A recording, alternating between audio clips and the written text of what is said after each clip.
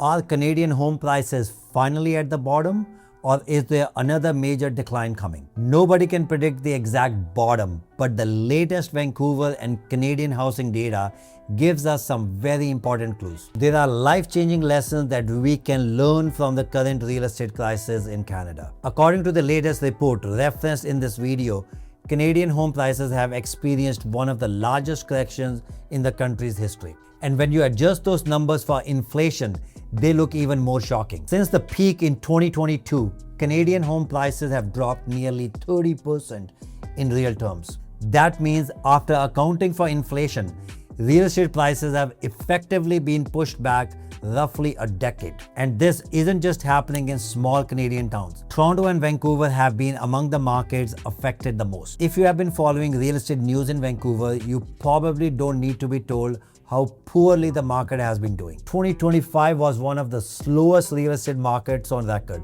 And according to the outlook discussed here, 2026 could be even worse. There will be more inventory, slower sales, lower prices. Some sellers are losing hundreds of thousands of dollars on their Vancouver properties.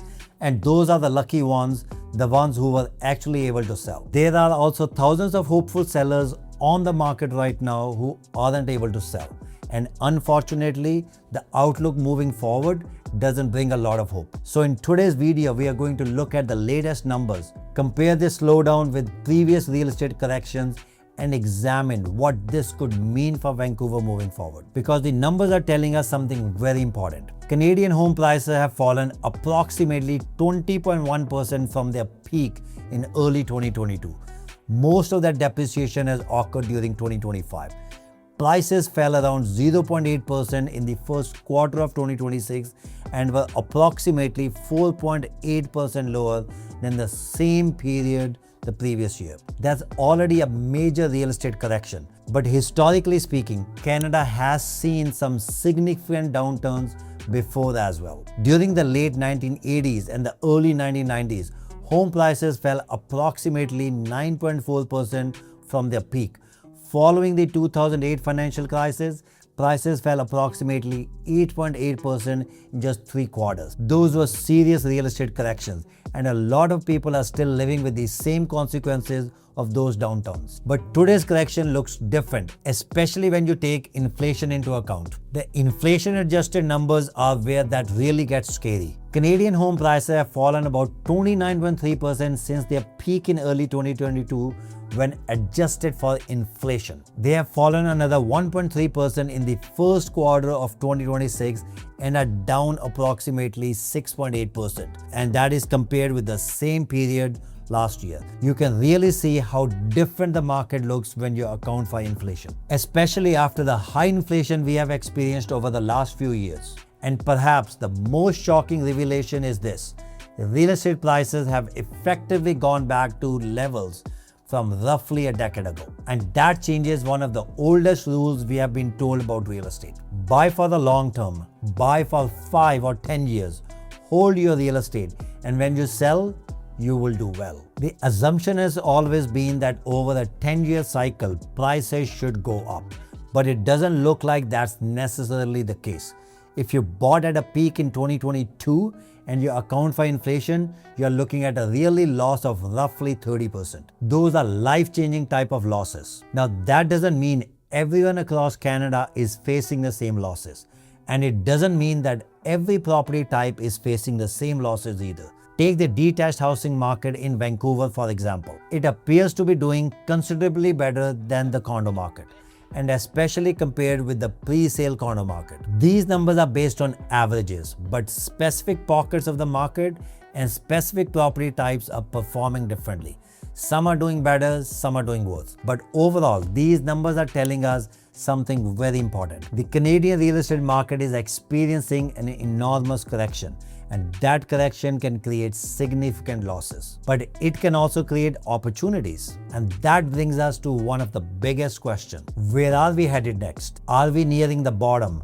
Or is there still room for prices to fall? That's potentially a billion-dollar question. Nobody can tell you exactly where the market is going, but we can look at the data. we can look at expert forecast and we can look at the latest numbers from the Greater Vancouver real estate market. Vancouver showed signs of life in June, but here's why that may not mean a recovery. In the July 2026 market breakdown discussed in this video, June looked fairly promising. It was the first month where we saw some optimism in the market. More sales, less inventory, and generally stronger market conditions compared with the same period last year. That was a good news because up until that point, almost every other month in 2026 has looked weaker compared with 2025. And remember, 2025 was already one of the worst years on record. So yes, June was encouraging. That's where the good news seems to stop, at least for now. We still need more statistics from July and August. But at the same moment, many real estate experts are predicting that the market could remain stagnant. And some are even expecting conditions to get worse by the end of 2026, with a slight recovery potentially coming in 2027. The condo market in Toronto and Vancouver appears to be one of the weakest points in the overall real estate market. And that's what dragging the overall numbers down. The detached housing market, especially here in Vancouver, appears to considerably be more resilient. Yes, prices have come down, but not nearly as significantly as the condo market. We have also seen an announcement from the federal and provincial government involving the purchase of approximately 2,200 vacant condos from the developers. In theory, this could help stimulate the market, but we'll have to wait and see what actually happens. And more importantly, we will have to see what effect this has on a broader market. Because historically, when Canada has experienced major real estate corrections, the government has to step in. Sometimes through policy, sometimes through the Bank of Canada reducing the interest rates. The goal was to stimulate the market and bring it back to life. But this time, there's an important difference. While lower interest rates may not save Canada's housing market this time, right now interest rates are already relatively low. The Bank of Canada has held its key lending rate at 2.25%, and that was expected by the market. We have already seen many months of the Bank of Canada holding interest rates steady. Fixed interest rates have also been relatively stable. So the big question is, can interest rates actually provide the stimulus the market needs? According to the experts discussed here, they may not play a huge role in the recovery because the rates are already low, unless we return to the extremely low levels we saw during the pandemic, something that appears unlikely. And outside of interest rates, the government has fewer levers and tools available. For example, Ontario has made changes involving its housing-related tax measures. Here in BC, the measure discussed in this video applies only to first-time home buyers and properties under 1 million. And the Premier was recently asked whether the program would be expanded to all buyers and all budgets. The answer was a firm no. The program would remain limited to first-time buyers only. So it looks like the government isn't willing to pull that trigger. But there are still a few other tools available. Ultimately, we will have to wait and see what actually happens with Vancouver's real estate market. Let's watch the next few months.